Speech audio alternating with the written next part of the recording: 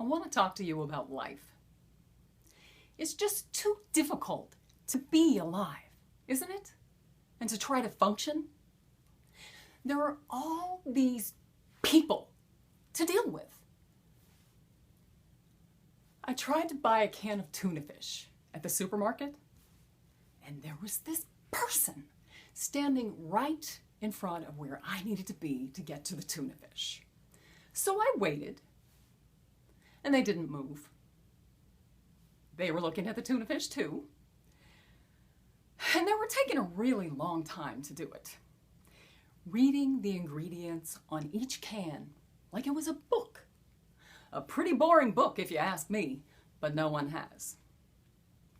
So I waited a long time, and they still did not move, and I still couldn't get to the tuna fish.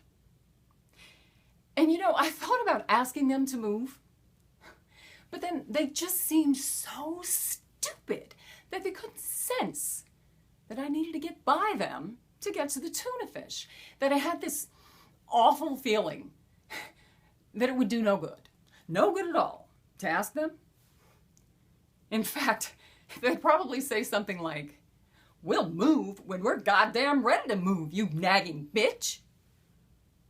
And then what would I do? So then I started to cry out of frustration, quietly so as not to disturb anyone. And still, even with me softly sobbing, this stupid person could not grasp the fact that I needed to get past them to get to the tuna fish. So I reached out with my fist and I brought it down real hard on the top of his head and shouted, "Would you kindly move, asshole?"